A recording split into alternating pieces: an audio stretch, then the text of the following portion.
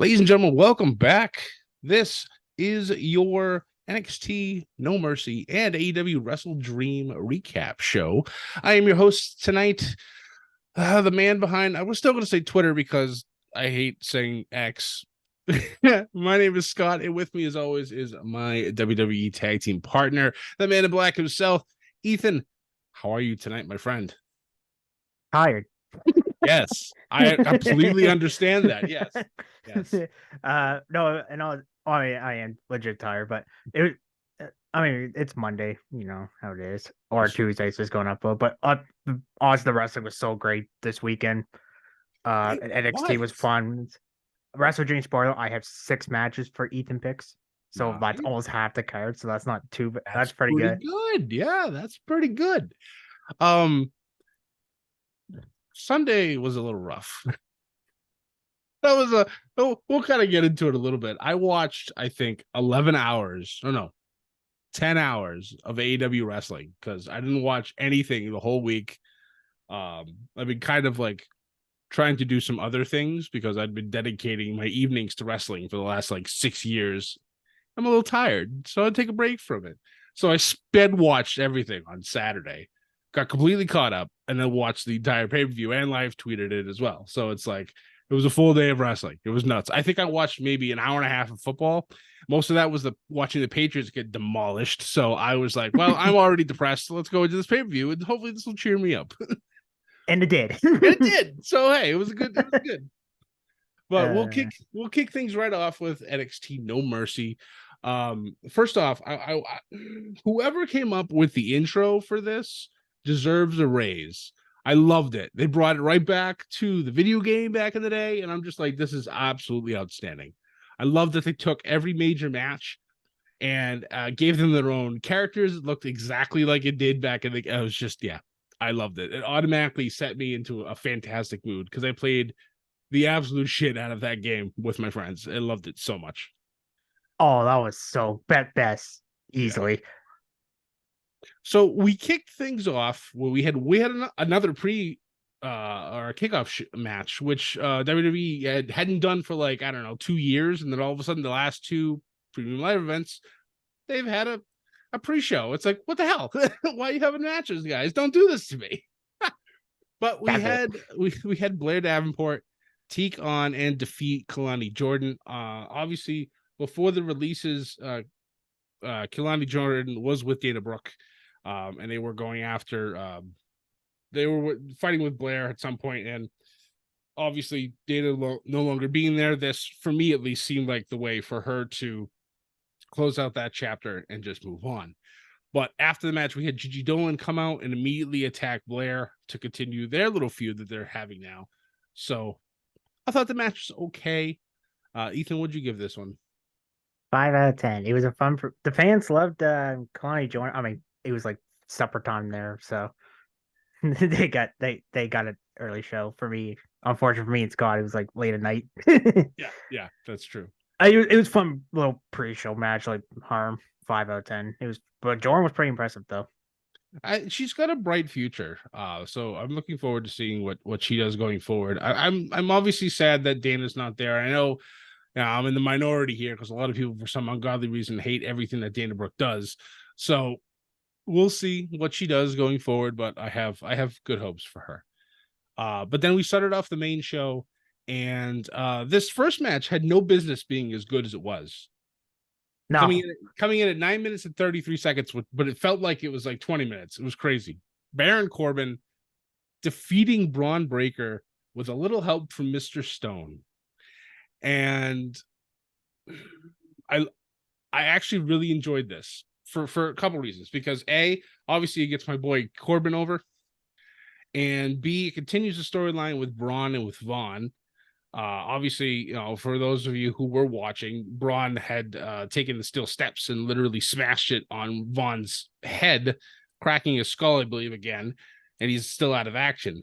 And we hadn't seen Mr. Stone since. So him coming in towards the end, getting involved, causing Braun to lose. I love the fact that the End of Days is still undefeated in NXT. I hope to God that goes on forever because I just love that finishing move so much. But yeah, I really enjoyed this.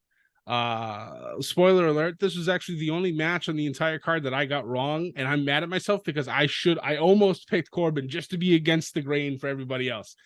But no, I went against my own thought. I pulled the U with Aussie Open. Should have picked him, didn't happen. So god damn it. But it Yeah, is yeah, there we go. I can bug you about that now. But like I said, Corbin had no this match had no right to be this fucking. yeah. And by the way, Corbin came out as Ghost Rider. That was actually Yes. kind of Exactly. Yeah. He's doing his best badass American badass taker, which I thought was really cool. Yeah, I kind of hope that sticks. I hope that's his new entrance because I do love the lone wolf entrance that he has, but throw him on a bike.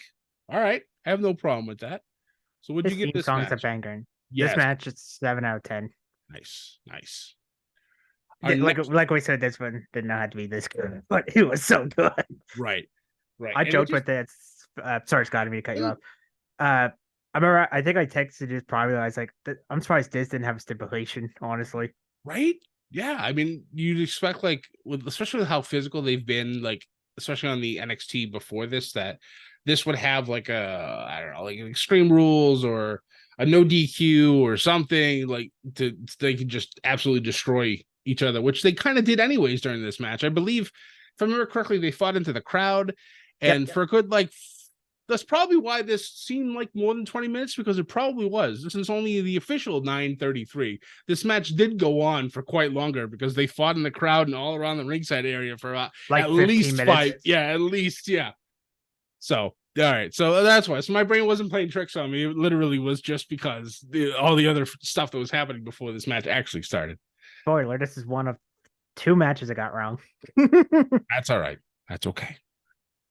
You're still in the lead for now. We'll talk about who gets the actual point at the end. But you want to start off things hot. We kept things going with the North American Championship match. Let's Rick, go. Rick Williams, man, this man has come into his own as of late. His theme Whoop song, that trick. exactly. Whoop that trick. His theme song is outstanding. I love the extra tidbits with Booker T also during this entrance. It just, I don't know, it just made it so much more legit. It was great. But Trick Williams able to defeat Dominic Mysterio to capture the NXT North American Championship. The first blunder in the Judgment Day in quite some time. Dirty Dom no longer has a title. Kind of makes you wonder if he's done with NXT now. I would be all right with that. Let him focus on main event stuff. But I'm so happy for Trick. I really truly am. Me And too. I have to say this as well, and this kind of makes me both sad and kind of amused at the same time. But once again, thanks to something happening to Mustafa Ali, somebody else wins a title due to that something that happens to him. Like Quick finish the you had story. you had Kofi, you had Kofi Mania happen because he got hurt in before Elimination Chamber. And Yep. then unfortunately he gets released, which apparently Shawn Michaels found out like right before Mustafa did. So, because I think he's on a main event, he was on a main roster contract and not an NXT contract. So I'm 99.9% sure Michaels would have kept him if he was still on an NXT contract. But things work out as the way they did. Trick ran with this ball and he is still running. This man now is NXT champ or NXT North American champ. And God bless. I'm looking forward to see what happens with his title run. I think it's going to be a good one. Oh god, yeah. You know your theme song works when you got Booker T going, yeah, uh-huh. It's like when Billy Gunn's Mr. Ash theme song gets examined by a professor. But the only reason why I picked Dominic to win was because like to keep the whole story of Judgment Day running the place. Right. Exactly. If I remember correctly, I think I was the only one that picked Trick Williams. You I think were, yep. everybody You were in the only one. this match, and I'll do the spoiler. This match effectively gave me the win. So Pretty much, yeah. your boy now has 3 points. I'm tied now with Sam and Zach. We'll talk about John a little bit too at the end of this. But we'll move on to our next match. It was the Fatal 4-Way for the Tag Team Championships. It was the family taking on OTM, or Out the Mud, versus the Creed Brothers and versus Angel Garza and Humberto Carrillo. And the family retains their titles, but not without some injury, possibly, to Tony D'Angelo. He was trying to pick up both members, or Angel and Humberto, and his knee buckled. They actually took him out of the ring and walked him to the back. And I'm like, oh God, this poor man, he just came back from injury and now he's injured again. This is horrible. He pulled Rick Boogs. Right. Stacks did everything he possibly could to keep this going. And then Tony with his triumphant return. And then the family ended up retaining their titles. I thought this was a fun match. It was nice to see some new blood in there with OTM. And Angel Garza and Humberto Carrillo kind of re-energizing their careers. I've always liked them as a tag team. So it's nice that, again, more main roster stuff being brought to NXT to help refine things and keep things going. I like that. And obviously, I'm a big fan of the Creed Brothers as well. So it's nice to obviously see them in the mix, but I'm very happy that the family continues to hold on to those titles. This match and the other match both get 6 out of 10, by the way. This was, like you said, fun. I like Brutus is just a fucking beast, man. I like the Brutus bomb on the cannonball. Yeah, that was good. When you told me about, I was like, no, I can't lose this one. I already went 2 matches back to back. I can't go 0-3. I know. Or 1-3. But well, honestly, like I thought if it wasn't gonna be the family, I was actually kind of hoping it was gonna be like Angel and Humberto, or right, as if people joke, the Mexican Wolves, because with the American Wolves. Yeah. Yep. Honestly, it's too early for Over the Mud, but I can see them with them in the future. But I like the GTA graphics. Yes. It's straight out of San Andreas. It's great. And actually, Scripps fits really well with these two. They do. It works so well. I'm like, great. I'm like, he found a niche. This is perfect for him. Let him go. So yeah, I see some big things out of OTM as long as they can hold on to the momentum that they've been gaining. I mean, yeah, they lost this match, but that's fine. Let them keep running. I think they're definitely gonna be a force later on. Probably maybe next year. I'd say they probably would be back in that title picture probably around next year. Oh God, yeah. If not soon. For the Creed Brothers, I can see Julie's being a world champion next 5 years. I mean, definitely. I mean, I could definitely. Same with Trick. Yes. I could probably see. It wouldn't surprise me if all of them at some point get called up to the main roster, especially the Creeds. I think Trick probably still has. Now that he's proving himself as a singles competitor, let him do his thing more. Because we all know Melo's not going to be in NXT for too much longer. It's just not going to happen. It's just he needs to be on the main roster to shine up there. Let's join the Hurt Business, everybody. Every black wrestler, let's join the Hurt Business, because that's just how this stuff works. Hey, they could fit though. I mean, it's true. I mean, yeah, you have Trick. I mean, they had the pictures with them, the Street Profits, Bobby, and so hey, I would not be opposed to it. Not at all. But everybody makes that joke. Like, oh yeah, because they're all black wrestlers. Let's put them all together. Yeah, right. Don't come after us. We didn't blink. I mean, it works well together because they all know each other and they all, it's storylines, guys. Let it run. But our next match after that was for the NXT Heritage Cup. It was Noam Dar taking on and defeating Butch 2-1 to retain his Heritage Cup. These matches, to me, I like them forward, but yeah, like I'm used to like constant wrestling, not like the breaking of like, you have the 3-minute period and then the 20 seconds, stuff like that. It's just like, I don't know, something just seems to be missing. Maybe it's just me. I don't know. I'm just used to wrestling being the way it has been, and this is a little bit different. Like I said, I don't hate it. I enjoy it, but it's just, I miss the flow of a full match type of thing. But I'm loving Metaphor. Their whole thing is just hilarious to me, and they've been doing so well. So I'm glad for all 4 of them. Obviously, Noam continuing to hold on to his title or his cup. Butch didn't need to win this at all because, again, No, he doesn't need to be in NXT. I'm glad he was in this tournament, but I didn't think he needed to win. I thought Joe Coffey would have been a better choice because Joe's still going to be staying in NXT after this. yeah. So, They didn't want to do heel versus heel, but it's whatever. But I mean, no, that's true. I mean, you are correct. You are correct. but I don't know, this match just seemed right. Even though I gave it 6, I don't know. This probably the weakest on the main out of the main actual show for Fair me. enough.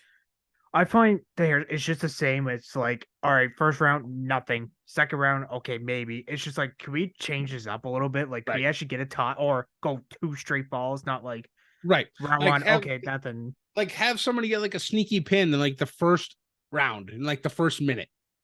Like something like that. Like gets the guy really off the ball. And I think that would be pretty cool. But you're right. And It's like the first round is never anything. Second round, maybe. Third round, definitely. Fourth round, if maybe not the third. And then the fifth normally gets nothing. And then the sixth always gets something normally. it's like, let's just change it. And plus the interference for me, which is way too much. Right. Uh, it was just like, it took. It's still not the weakest Harris Cup on the States line for me. It's still the one you were at live, the battleground one for me. Yeah. I don't know. This just should have just been a normal 1-on-1 match, Right. honestly. Or you know what? Just do 3 rounds. Yeah. And I found Butch kept looking at the clock like every couple. I'm like, dude, stop that! Like, stop. Right. Yeah. There I was thought not sucky, but should have been better. It was disappointing. yeah, too many disconnects, like we were saying. Like, yeah, it's just things should have been cleaner, or at least like I don't know. It is what it is. But after that, these next 2 matches, and I know Ethan disappeared for a second. Sorry, dog. No. Doggy at the door. That's all right. These last 2 matches were absolutely insane. Like, my God, I the first match obviously was for the NXT Championship. Ilya Dragunov finally achieving his destiny, defeating Carmelo Hayes in probably one of the best matches I've seen in quite some time in NXT. So good. These two beat the ever-living snot out of one another, and I'm so happy for Ilya. And for me, Carmelo has been a fantastic champion, but now it's time for this man to move up. Or after we talk about the women's match, I have another thing that I wanna run by and see how you feel about it. Ooh, I can't wait. But yeah, this match was just outstanding. What was your ranking on this one? 11 out of 10, baby. Went outside. So, Scott, as you know, for everybody who doesn't, new listeners, so I have a list of top match. It was 500, but I had to upgrade to 600. Don't. It's big. Like, there's so much good wrestling here. Like, people, you don't understand how much wrestling this man actually watches. Like, I thought I watched a lot of wrestling per week. No. I said him and Sam a list, and Scott, you could testify that. I think we did on one of the first streams of Dynamite, and you were like, "Holy fuck!" Yeah, there's so many, and I mean, and that's fantastic. And the funny thing of it is, most of them, New Japan stuff. Yeah, nothing in America. So I'm like, all right, fair enough. I'm clearly missing a lot of fantastic wrestling in New Japan. And Noah. And Noah. I need more time in the day so I can actually sit down and watch some of this stuff. But it is what it is. That's main reason. One of the main reasons why we brought you here, Ethan, because you share the joy of everything New Japan and everything in Japan. Speaking of Japanese wrestling, stay tuned. Not 100. I don't have the exact dates in front of me, but Sam and Ethan are actually doing a mini series talking about the 5 of the bigger Japanese wrestling organizations over there. So it should be a lot of fun. Make sure you guys stay tuned to the YouTube channel because that will be coming out soon. But Ethan, you said 11 out of 10. What were your favorite parts of this match? Oh, these two just beating the shit out of each other. Junior Haas fight. Right? Yeah. Miniature bullfight. There we go. That's what I was looking for. Ilya.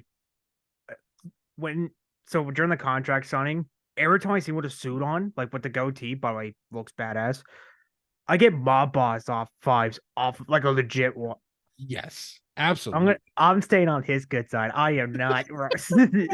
Don't want to mess like you don't want to mess with Tony D. Nah. You don't want to mess with Ilya Dragunov. Like this man. Well, I don't want to mess with Tony D either, but Elias more a little scary. I don't want to get Don't do elbow. it. I don't want to get an elbow to the face off the top rope. But out of these two, I like this one a little bit more. Like I still like the Great American Bash one too. I just like the No Mercy one a tiny bit better. But I mean, these two went what 21 minutes, I think it was. 21:04. Yep. Yeah, quick 21 minutes. I felt like 5 to be really honest. But Yeah. I like how quick. the cutter off the. I think it was supposed to be a cutter, like where he like suplexed him and then turned to a cutter on the floor. That was a cool spot. And then Tokili like tried everything. And then when I get a nitpick for like I think when he hit the H bomb like the second time and when he kicked out, he's going like I'm like, Ilya, stop, just go, man. Come on. Stop pitching. I get you're pissed off, but come on. Your screaming's got to a point. Right? Oh god. Yeah, but I mean This rolled. It really did. And long live the Czar. So we'll see what happens going forward. Who's gonna step up to the plate next to challenge him? Wait, I got a hot take, Scott. You want to hear it? All right. Of course I want to hear it. What you got? All right. His first challenger should be I might piss some people off here. Baron Corbin. Oh no. I mean, he did win. That would not surprise me. I would not be opposed of this, obviously, because you know how much I love Baron Corbin. So I think that would be, oh my God, that would be. Duck. No, I will die on that hill. I think that's a great idea, sir. No, I think so. Oh man. You do a lot of shit with that. Yes. Okay. All right. I like how it took him off the top rope to do the H bomb. Yeah. That was cool. But I mean Carmelo 6 months, that's insane. But I think he's going up to the main roster soon. Absolutely. I think he has one final thing he wants to do before then. And like I said, I'll talk about that after we talk about the main event of the show. It was for the NXT Women's Championship. It was the rematch between Becky Lynch and Tiffany Stratton. Becky Lynch getting the victory in an Extreme Rules match that they're hardcore. Truly was extreme, and that made me very happy. Tiffany Stratton was literally bleeding within the first 5 minutes, and I was just like, wait a minute. I didn't know Barbies could bleed. She's hardcore. But yeah, that was just nuts, and just the hell that they put each other through. Man, I really enjoyed this one too, because I remember I texted you after Ilya and Carmelo had their match. I'm like, how are the women going to top this? Yep, they came pretty damn close. Holy shit, it was outstanding. I'm glad Becky won. I'm also kind of sad that Tiffany lost. Same time, I feel like Tiffany might also be someone who's quick to jump to the main roster. Wouldn't be opposed to that. Maybe she can start going after Becky on the main roster. I don't know. It kind of makes you wonder though, who's going to be the one to take the title off of Becky? Which probably. Ooh, okay. Stand and deliver. Probably. The Bird Lady. No, that's true. I mean that's a very good first. I know that obviously Tegan Knox is the next one in line to get a shot, but I'm pretty sure that Becky's going to dispatch of Tegan. But then, yeah, Lyra actually sounds like a good idea for Stand and Deliver. But of course, Stand and Deliver is in April, so we got a long way to get there. So who knows who's going to be before that. But like I said, I thought this premium live event, because pay-per-views are on Sunday. This was good. I really thoroughly enjoyed it. The part that I wanted to talk about after this, right as the show ended, you see Trick in the locker room, kind of like staring at his title and just celebrating. And Mello comes in obviously all distraught because he lost and everything else. Trick's like, it's totally fine. You still went out there and you still banged. You did thing great. Everything was fine. They hugged and all that stuff. And then all of a sudden, it was real quick. Mello stared at the North American title. And then he quickly looked back at Trick. And I'm just like, there it is. Because if you remember, during the contract signing, Mello was talking about all the people that Ilya had beaten, and he mentioned Trick's name before catching himself. Yeah.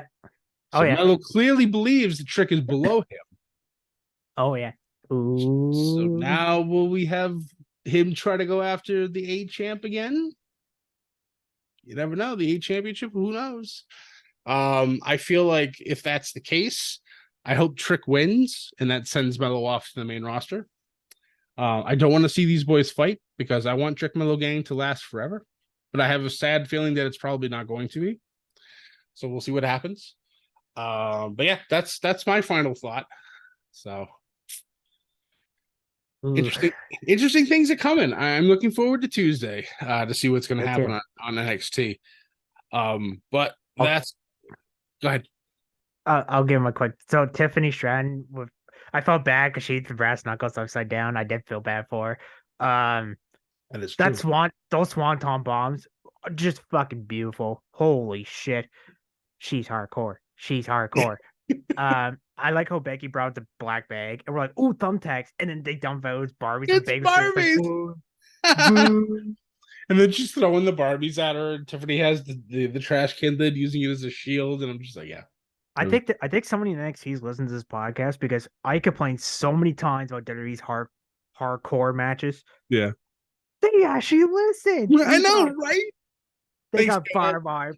barbed wire bat, a chain, a That's right. hammer. That's right. Tiffany took the barbed wire bat right to the leg. I'm like, ah, God. She is a hardcore Barbie. Right. Sorry, Mariah May. I know that's your nickname too. Don't come after me, please. But yeah, no, this was a lot of fun. 10 out Um, of 10, by the way. well deserved. Honestly, like for me, I think I enjoyed NXT more than I did AEW, and I'll get into that afterwards. But and I'm not being a WWE homer here. I'm just saying, like I think time wise, having a 2.5 hour pay per view instead of a 5 hour pay per view. I mean, I know I'm pushing 40 here, but I mean that's a long time to watch wrestling. Like before WrestleMania went 2 nights, watching a full night of wrestling, it was literally like 7 hours. That was a Oh chore god. and a That was a half. work. That's a work day. Exactly. Like I just came from work. Why do I need to work again? No, yeah, uh it was nuts. But yeah, I don't know.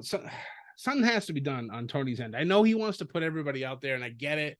It's great to have everybody go out and just go out and wrestle, but ooh, we are tired boys by the time this is done. all right, I gotta rant for a sec. Why the TK? I get it. You want to put everyone on the show. You don't need 14 fucking matches. I know. Especially Why? 10. I four was fine in the with last show. 10. Yeah. I was fine with 10. And you're like, hold my beer. I'm gonna throw 4 on the pre-show. I mean, that's whatever, but Yeah. like so honestly, some of those could have been a collision or rampage or dynamite show. Yep. That didn't honestly I'll probably say which ones should, but honestly, like a lot of those did not need to be on the show, if I'm being brutally honest. No, But 100%. I agree with you. Like even some of the main card matches, like they did not need to be here. There was really no reason for it. Starks and Yuta, to be Yep. honest with you. Yep. Exactly. That could have been on Dynamite. That could have been fine. I honestly most of the pre-show matches could have been on a regular show, like you said. Like our 4 pre-match our 4 0 hour And a wrestling half. matches was, let's see, we had Athena, Billy Starks, Keith Lee, and say his name because I will screw it up. Satoshi Kojima. Thank you. Defeating Lee Moriarty, Shane Taylor, Diamante, and Mercedes Martinez. It was a sub 6 minute match. It is what it is. We move on. Kojima didn't elbow anybody in the balls, by the way. That's unfortunate. But our honestly, like the best match of the 0 hour was the next match. It was Claudio Castagnoli with John Moxley on commentary. We'll talk about that in a second. Taking on and defeating Josh Barnett. This was just This ruled. Oh my god. It was just like a gladiator fight without the weapons. I mean, they're using their Blood arms sport. as weapons, but Blood they didn't sport. have it was great. I love that Claudio obviously got the win, and then Josh Barnett with such like a beautiful like props and like giving Claudio his flowers in the ring afterwards. You could tell like this was real coming from Josh. Yeah. And it was one of those things like you love to see it. It was so much fun. But let's talk about John Moxley here on commentary. Yes. I've been waiting. I need more John Moxley on commentary. Because obviously the hilarious part is this man sweared like he didn't give a shit. Got fined for it. Came back later during some of the other matches for the BCC and kept swearing and even mentioned, well, I already got fined for the pre-show, but whatever, it is what it is. And then Danielson did it, and then he's like, "Put on my tab." But I love on the pre-show. He's like, "We're giving these guys this shit for free," and then later on the show, he's like, I guess he took his headset off during the Danielson. Well, I'll just tell him now, and he's like, "Fuck that guy up, fuck him up." I'm like, that a boy Moxley, and Nigel's just like, "Tap out, Danielson, tap out." I know. I absolutely loved how Nigel McGuinness is still so salty at Bryan Danielson after all these years. It just adds so much more to it. Like Nigel's such a fantastic heel commentator, and that just made it better. But we're jumping ahead. So the Claudio and Barnett match was great. Let's run this back. Bloodsport. Yes. We had Luchasaurus like literally destroyed Nick Wayne in less than 5 minutes. And then we had Billy Gunn and the Acclaimed defeating TMDK, the Mighty Don't Kneel, to retain their trios championships. That's my second favorite on the pre-show. I should just watch those two from the pre-show, honestly. Just skip the other. Pretty much. Like they weren't bad, but it like what was the Luchasaurus, like 5 minutes? Less than 5. 4:55 was the official time for so that. An ass whooping. It was literally, it was pretty much, yeah, it was a glorified squash match. Yeah, it was pretty nuts. I'll get to Nick Wayne a bit because right, because more stuff happened with Mr. Wayne later. Oh, and before we move on the main show, Scott, so when they did the Inoki like tribute, yeah, they show Christian Cage in the back staring. I'm like, he's gonna do it. He's gonna do it. Oh God, because your father's dead. I was waiting. Hey, he made an uncle joke. I mean, he did. He did. I mean, those were the grandkids of Inoki too, so that could have been something. So how's your grandfather? Ooh. All right, on the main show. All right. So 10 matches on this main show. We'll kind of blow through them a little bit. Our first match, which I kind of knew was going to happen this way, but yet I'm still sad for them. MJF defeating the Righteous on his own in a 2-on-1 handicap match to retain the ROH World Tag Team Championships. After that, we had, we'll talk about these in a little bit, but I want to kind of get through all these matches. We had Eddie Kingston retaining his ROH World Championship and the New Japan Strong Openweight Championship, defeating Takeshi Shibata. Thank you. I'm just going to point to you. I have a Japanese name because I do not want to butcher these things. That was a fun match. We had Chris Statlander still continue to be the one for Julia Hart, not able to get that W. Chris Statlander retaining her AEW TBS championship. We had the Young Bucks become the number one contenders for the AEW World Tag Team championships. I can't speak. Defeating both the Lucha Brothers, the Guns, and Orange Cassidy and Hook. After that, we had probably one of the better matches of this night, Swerve Strickland with Prince Nana defeating Hangman Adam Page via pinfall. Fantastic. I know the dance. It's so funny. A match that both you and I both thought that should have been on a Dynamite or a Rampage or a Collision. Ricky Starks getting the victory over Wheeler Yuta. We had Bryan Danielson taking on and defeat Zack Sabre Jr. via pinfall, not via submission. So we still don't know who's the actual best technical wrestler.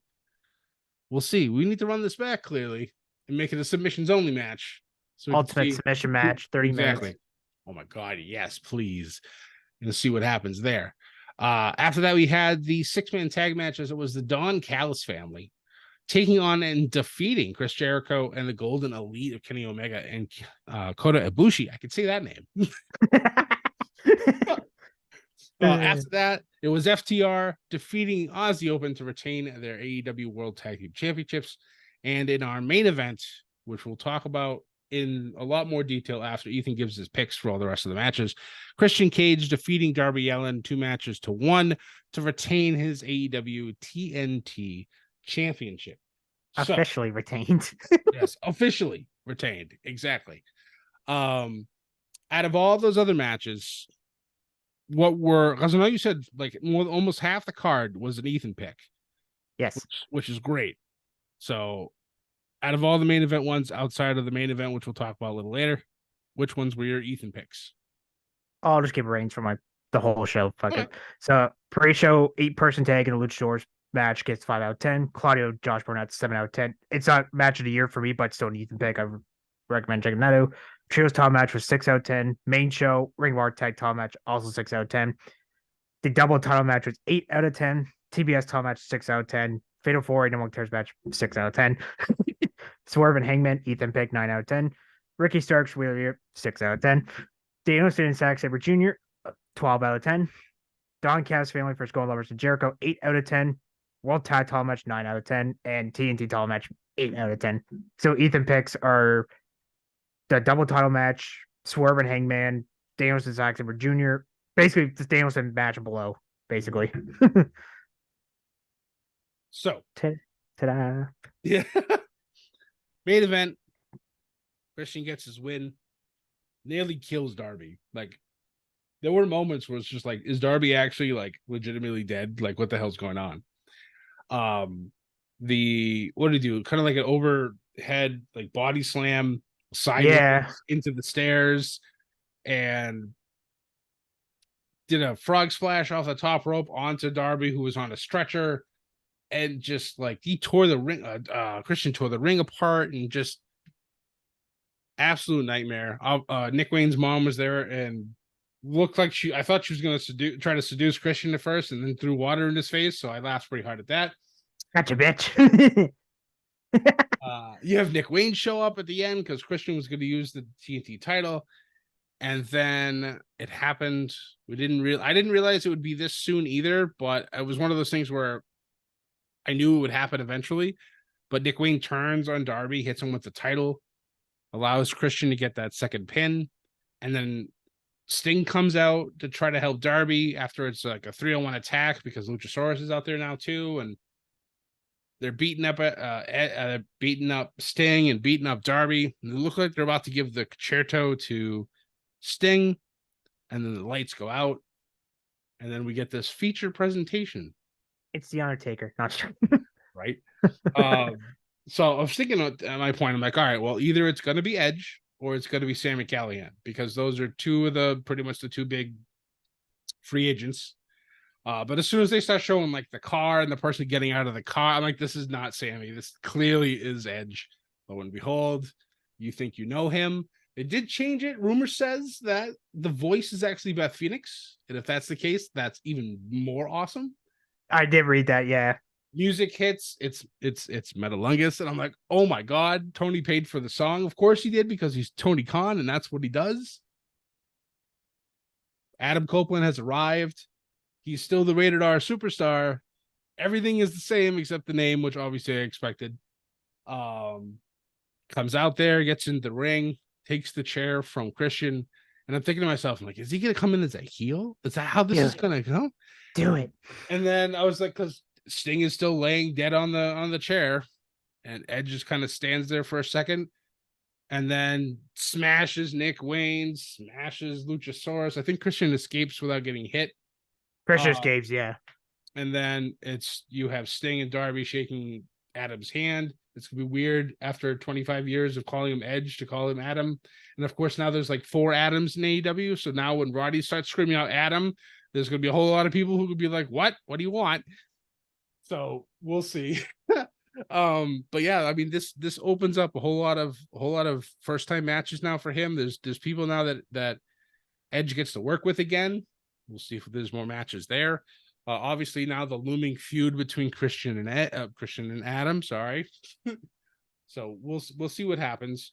Last night I had some thoughts about this, and I've kind of softened how I felt about it leading through the day, because AEW has this thing where they get a lot of former WWE talent, and they bring them in. They have their moments, and then they kind of like wash away.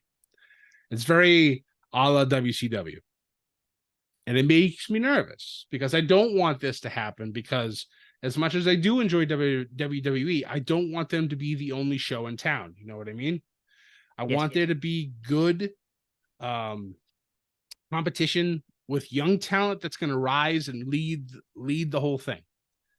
At this point now, you have a whole bunch of 40, 50, 60-year-old people who are running AEW as like top stars. That worries me a little bit. Yes, they do have their young squad that is coming up, but it's like, I worry how long the nostalgia act is going to last. So I'm all for Adam being in AEW. I think he's going to do great things, but I hope it's a short-term thing and not a long-term thing. Yes, he might be there for years. That's all good and fine, but he doesn't need to be a full-time wrestler. He doesn't need to win all the championships. Have him have his fun with Edge, with Christian. And then eventually they'll probably turn as a tag team, and we might get them versus the Hardys one more time. And it is what it is. Happy, joy. But then after that, just make sure you remember that the young kids are the ones that are supposed to lead this company going forward. That's my only thing. I don't want to be a Debbie Downer, because I was excited last night. It was the worst kept secret in professional wrestling, but I was still very excited about it. And everybody I've talked to is super excited about it as well. So I know it's going to be good. I just don't want it to be something that's going to last for years, and then people are going to get bored with the nostalgia act and be like, all right, well, I don't give a shit anymore. I don't want that. Do you understand my concerns, or am I just being the old man yelling at a cloud? I mean, what is it? No, I totally get where you're coming from. Well, I mean, I guess at the scrum, I guess he said he's going to be there full time, not part time. Right. Yeah, I don't. I could see him do like a title, like just like maybe a token run, maybe. Right. Or do one tag title with Christian. But the matches, oh my, Joe, Omega, Takeshita. Yeah, absolutely. I mean, I'm very excited for what he could do. It's just, I don't want it to be the only thing that they kind of push. Like, don't forget the young kids. Yeah, no, I hope they don't beginning that are actually doing well. That's the big problem that I had with WCW, is that they brought all these old WWF guys over, and then the last hour was literally just them. Hey, at least there's no NWO and AEW. Yet. Okay, they do have the Bullet Club, so it is part of it. Not part of it, but it's the same type of thing. Bullet Club was taken from the NWO, so yeah, but never know. Oh yeah, I was gonna ramp on Nick Wayne for a sec. I love how for weeks Christian was like hitting on his mom and making fun of his dead dad, and then he's like, "All right, I'm gonna join you in the dinosaur." I'm like, "Didn't you just get your ass whipped by the dinosaur like 3 hours ago?" Some sense into him. Wake up call. Exactly. And then the turn. I'm glad he turned heel, because I mean, with the whole I like how Dart forgave Air Fox that way. It's like, well, fuck you broke glass for my head. Right. But I mean, I think him turning heel is a good thing. But now I'm waiting for Wednesday on Dynamite. They're going on, if they're on Dynamite, to be like, "Who's your daddy?" Good. For Christian, I can't wait for that to happen. But no, I'm glad. Well, and plus Darby's leaving soon anyway, because not AEW, like to go do the training for climbing. I'm like, yeah, don't put TNT towel on him and then then have him step away. Yeah. So now this could be the perfect opportunity for something else can happen, because if they really wanted him to go away, write him off of television, he wouldn't have been standing up at the end of the show. They would have left him laying kind of like in a crumpled bloody mess in the middle of the tiles. But that's not how it happened. So if he's gonna go away, I hope that there's some type of segment where either Luchasaurus or Nick Wayne takes him out and he's gone to do his stuff, and then he can come back, have his triumphant return, and then just obliterate everybody, because that's what he's going to do. Remember the good old days in the Attitude Era where they had the high stages and they just throw them off there? There you go. Just do that. Pretty much. Well, speaking of dinosaur, see, look, I'm doing it now. It's going to take me a while. Don't worry. They're doing a Tuesday Dynamite for some odd strange reason next week. NHL starts on the 11th. For that's why. And TBS, so that's why they're kicking it over to Tuesday. Because I thought the same thing. I'm like, why? And then I keep seeing commercials for, opening night is on the 11th. I'm like, oh, it's a Wednesday. That makes a lot of sense. And they have all the Tuesday NHL Night Wars, rights, baby. right? For one night only. So we'll see. We'll see what NXT does to counter that, because I think they're calling it Title Tuesday. So They are, yeah, yeah. yeah. So we'll see. Should be fun. I'm actually weirded out that I thought they were gonna tape it and then excuse me, and then like air it on Wednesday kind of thing. Yeah. Well, actually, speaking of, so you know how Full Gear is on Saturday this year? Yes. They're taping Collision and Rampage, I think, the same night. That makes So sense. That makes sense. I'm like, well, how's that gonna work? Like, I gotta do it before Full Gear? They'll Like, probably tape it on a Thursday and probably play it instead of Rampage, or with Rampage. Maybe make it just a 3-hour extravaganza. oh yeah, I didn't think of that yet. But I mean, they said Adam's gonna be on every show, so I mean, like I said, he's got the dinosaur on. It's Luchasaurus. I just like calling him dinosaur. But no, I like you said, war's kept secret. Yeah. I feel like if I do like Sami Callihan, don't get me wrong, but I feel like if he came out the end of that main event, I think that would have been Right. I mean, it honestly wouldn't have made a lot of like logistical sense, because he has no ties to Christian, no where obviously Adam Copeland does. So it makes a lot of sense. I think if Sami Callihan were to come in, it should be something with Moxley Switchblade because or Switchblade. Yeah. I mean, that's true. There's also that. We can talk about that momentarily. At the end of what was it, this week's Dynamite, Jay White was savagely attacked by 5 people. One of which had the MJF mask on, which MJF said that it wasn't him. That wasn't him. No, I mean the body shape looks different, obviously, than MJF. I mean, you could say the same thing for Sami Callihan, because he's a bit of a chunkier boy. So the kid looked kind of smaller, but people have said, well, they've done placeholders for people in the past, and yeah, that makes a lot of sense too. So who knows? I would love to see Sami Callihan in AEW, because I loved him when I watched Impact. So He's been good, and he's got Revolver. So I mean, just to have him be as insane as he is, I think that would be fantastic. I'm all ready for thumbs up, thumbs down. Let's go. Bring him in. Bring him in. Come on. But for the and the Devil's Mask thing. So Sam sent this. I don't know. I think he sent it to you. But did you know? So I think it was a Dynamite after All In. Like when they were showing the clips of MJF, there was a Battle Royal. Did you notice the Devil's Mask was behind Cole?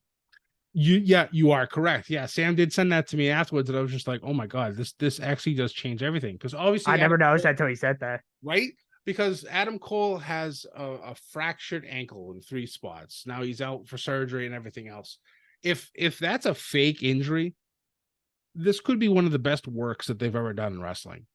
And to have Adam Cole be the one to take out Jay White so he can have the title match with MJF, just so he can turn on MJF and actually just walk away with the championship.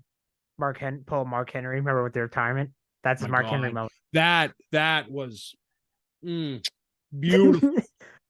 I like I said, I watched wrestling for decades, and that had me hook, line, and sinker. Like, I was sad because I was a huge Mark Henry fan. I still am to this day. Obviously, I wish he'd do more in AEW, but obviously, he's not. But that's fine. But I was sad that I thought he was retiring. The salmon suit and everything else. I'm like, this man looking so sharp. He's looking great. And then he attacks John Cena, and I'm just like losing my mind. And I did too. He should have, and I will say this: he should have beaten Cena. He should have had one time as WWE champion, but they just wouldn't do it. It pisses me off to this day. But that's another podcast. That's another That's another. Welcome to what grinds my gears, episode 1. Right. Wrestling edition. I was actually talking to Sam about this very subject, and I came up with the name of ATR, no words barred, where you can just go all out and just say whatever the hell we want about things in wrestling. So yes. Stay tuned, folks. That might be a new podcast, or it might be a new video series. Well, who knows? We'll find out. You know what pisses me off? But back to Ring War tag title for a sec before we do the points and John and the women's breakout tournament, because we forgot to do the NXT portion. That's true. For the Ring War World Tag Title match, I thought Roger was gonna wheel out and then be like, "Oh, help!" like for Adam Cole, and then like basically fucked him over. For me, I'm gonna honestly say I say Kingdom takes the titles. That it has the story ends with them winning them. Mike Bennett can wiener punch him. I can see it. I can see it. I would not be opposed to that because I am a fan of the Kingdom. Have been since, since we were in ROH the first go around. So makes sense. But yeah, let's rewind things a little bit. We'll talk about the points. Obviously, well, we kind of mentioned the Dirty NXT. So I was the winner of the NXT No Mercy picks game. So I have now crawled out of the dungeon and I am now tied for second place with 3 points. But we do have a man down, unfortunately. John the Statman has decided that he wanted to step more into a producer type of role and not and no longer give his picks. So he, for now, has officially retired from the championship. So it is now a 4-man race. Right now, Ethan still is in the lead with 5 points. And now myself, Sam, and Mr. Zach are current champion. Now I'll have 3. There are still 8 more events for points. So this is not over by any means necessary. So I'm very excited to see where this goes, especially now that I'm not way the hell back everybody else. By the way, WrestleDream was on a pick show, guys, by the way. No, yeah, we did not do one for WrestleDream. It was just, Super last minute. Yeah, we're with the rumors of AEW going to 12 pay-per-views per year.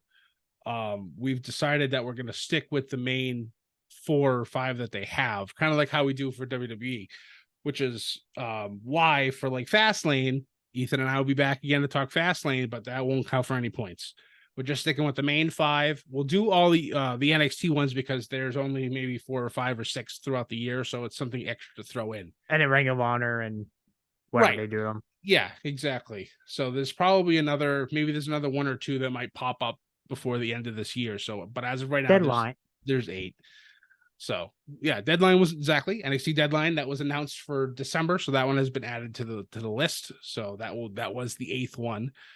So we'll see. We could possibly have up to 9 or 10 more, but that's okay. That's good. More points, the better. Makes things more interesting going into the second half of our season.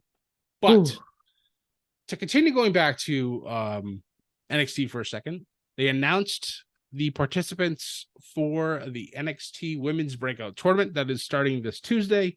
And Ethan, my friend, please give us the names of these 8 women. All right. So Metaphors, Jerica Jackson, Karen Petrovic. I'm staying away from her because she has a sword. Lolo Weiss, Jai Parker, Izzy Dam, Denny Palmer, Kalani Jordan. Speaking of Kalani Jordan, and the returning Ariana Grace. There we go. Very nice. Santino's daughter is back. She's in Mrs. Stacks. That's right. That's true. I forgot about that. So yeah, I'm looking forward to this. There was an outside chance that Jade Cargill would be thrown into that, but I think with how they've been pushing her, it's clearly she's going straight to the main roster, which I think is great. So we'll see what happens with all that stuff. But that's it for tonight, guys. Thank you so much for listening to us ramble and talk about NXT No Mercy and AEW's WrestleDream. Again, my name is Scott. I am the man behind the Twitter. I'm not saying X. I'm not doing it. Don't make me do it. Of Above the Ring. And, of course, my WWE tag team partner, the man in black himself, Ethan. Guys, obviously, you can find us everywhere. We're all over the place, all the streaming platforms. You can find us on Twitter, X. You can find us on YouTube, Facebook. Just search for Above the Ring. Most importantly, guys, do not forget to ship it and join the bedlam. You have yourself a good night. Thanks, guys.